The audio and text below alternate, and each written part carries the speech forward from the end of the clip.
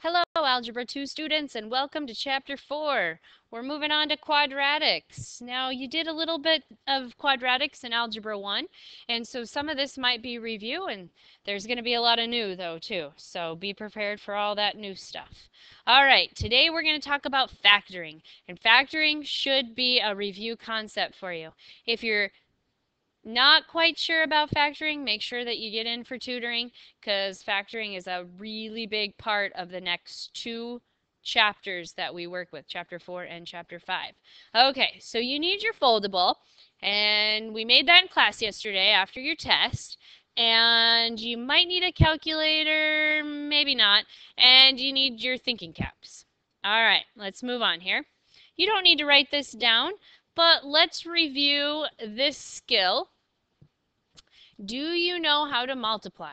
Well, what are we multiplying? We're multiplying binomials. Two terms is called a binomial. Okay, so how do we multiply binomials? There's two ways your teacher could have told you. Double distribute or FOIL. FOIL is first, outers, inners last. I like to say double distribute just because when I take a binomial times a trinomial, there is no foiling. It has to be double distributing. So x times x is x squared. X times -1 is -1x. 3 times x is 3x. And 3 times -1 is -3. And then, what do we have here? We have a polynomial, and we can put together some like terms. X squared plus 2x minus 3. Now those two binomials multiply to make that polynomial, or that would be called a trinomial. Okay? So could we do that again? Let's take these two binomials and double distribute. I'd get x squared. X times -3 is -3x. 3 times x is positive 3x. And 3 times -3 is -9. Add like terms, and I'd get x squared minus 9. So those two binomials multiply to make another binomial. So what does multiplying have to do with factoring? Well, as you can see, we are going to answer that question. We're going to answer what does factoring mean? Okay? So if you want to just take a minute and pause and make sure that you take your foldable and write all these things on your tabs, then we will get started on what does factoring mean. All right, so we're going to get going. What does factoring mean? Well, factoring means to find out what was originally multiplied to create the expression. So the last two problems that we did, those were factors. We took those two factors and we multiplied them to get the new expression. Okay? If we take the expression and we factor them, it undoes, or we undo, the multiplication process. Okay? So it's like dividing. It's not necessarily dividing, but it's like dividing. It's opposite of multiplication.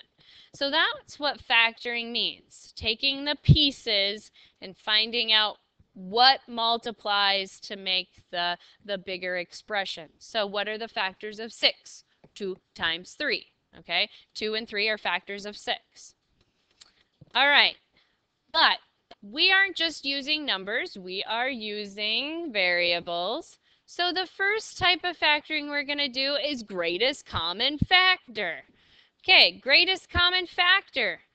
This is the question you ask yourself every time. What's the largest number or variable, the largest variables, that can be divided out of each term in the expression? So this is an expression, 6x squared minus 12x plus 18. Each one of those is a term. That's a term, that's a term, and that's a term. So you're going to ask yourself, what's the largest number that can be divided out of each of those terms? What goes into 6, that goes into 12, that goes into 18? And yes, you are right. The answer is 6. Now, what's the largest variable that I can take out of each one of those terms? Well, Because the 18 doesn't have a variable, I can't take an x out of that. So all I can do is take out a 6. So what I'm going to do is I'm going to divide each one of these by 6. 6x squared divided by 6 is 1x squared. Negative 12x divided by 6 is negative 2x. 18 divided by 6 is 3. This would be the factors of that expression. And notice there's two factors. Okay, you have to have at least two factors. All right, number 2. What is the largest number that goes into 14 that also divides into 7 evenly? 7. Okay, so I can divide each one of these by 7. Uh-oh. I also can divide out a variable. The variable that I can divide, the largest variable that I can divide out of each one of those is an x to the first. And the reason why I can do that is because I can't take 4 out of each one of them because the 7 doesn't have 4. What can you take out of both of them? I can take an x from one and an x from the other, and that's all I can take out. So the greatest common factor is 7x, and now we're going to divide each term by 7x, and we get 2x to the third, because 4 subtract 1 is 3. When we're dividing, we can take the exponents and subtract them. 7x divided by 7x is not 0. 7x divided by 7x is a negative 1. Anything divided by itself is 1. All right, let's do the last one. What is the largest factor that goes into 28, 16, and 8? I think that's 4. The largest x that I can take out of each and every one of them is x to the first. And the largest y that I can take out of them is y to the first. And now I'm going to divide each one of them by 4xy. I'm undoing the multiplication, so it's like division. So 28x squared y divided by 4xy, I would get 7x. And then these y's would cancel because y divided by y would be nothing. A 1, just a 1 by itself, and 1 times 7x would be 7x. Plus 16 divided by 4 would be 4. X to the 5th divided by x would be x to the 4th because I had 5 and I took 1 out. And then y to the 1 over y to the 1 would be y to the 0, okay, or just a 1, okay, and then 8 divided by 4 is 2, x over the x is going to cancel, and then the y, oops, that kind of got the y there. I want to make sure that I don't get the y there. This x cancels with that x, and then y squared divided by y would be just 1y. And so then those would be the two factors of that expression. So that's greatest common factoring. Now, greatest common factoring is something you should always do first. You should always ask yourself, is anything in common? Before you do any other types of factoring, this is the factoring that you should always do first. All right. Now let's do factoring by grouping. What you need to know is that you would use a 4 squares to organize the terms, and then you would use greatest common factoring. Oh, looky there. We're going to go back and use greatest common factoring. The thing you need to know here is that you need to have 4 terms in order for this to work, okay? And then you make a square. And when you make a square, you put the first term in the first upper left-hand box, and then 4x squared goes in the upper right, x goes into the bottom left, and the 2 goes into the bottom right. And then what you do is you use greatest common factoring. So take these 2 in the row and find out what they both have in common. They have a 2x squared, because the largest amount of x's I can take from both of these is the x squared. Okay, so you do that first. Then you do the next row. Okay, what do they both have in common? Well, a 1. They both have a 1 in common. If they don't have anything in common, there's always a 1 in common. Then you do this column. What do they both have in common? They have a 1x. Okay, and then you do the next column. And they both have a 2 in common. Now, what you can do is, if you did this correctly, you can ask yourself, does 2x squared times x give you 2x to the third? Yes, it does.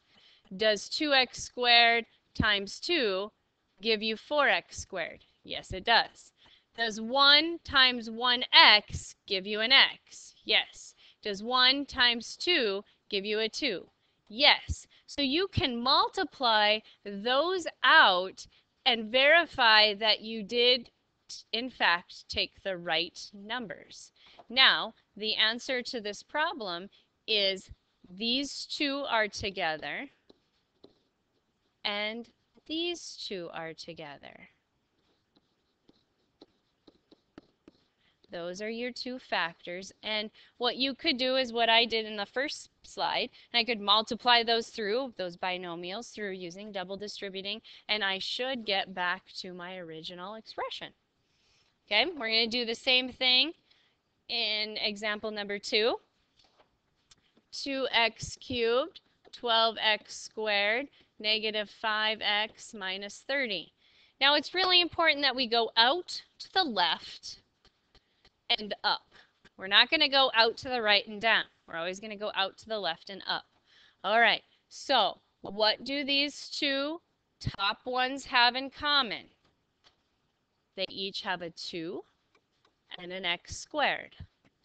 Okay, bottom two, they both have a negative 5. Okay, the first column, they both have an x in common. And the second column, they both have a 6. Now, 2x squared times x, does that give you 2x cubed? Yes, it does. Does 2x squared times 6 give you 12x squared? Yes, it does. Does negative 5 times x give you negative 5x? Yes, it does. Does negative 5 times 6 give you negative 30? Yes, it does. And so the answers, or the factors to this problem, would be x plus 6, these two together, and these two together. That's 2x squared minus 5. Okay, those would be my factors that would remultiply to give you that expression. All right, we'll see you tomorrow so we can practice a few of these greatest common factoring and group factoring.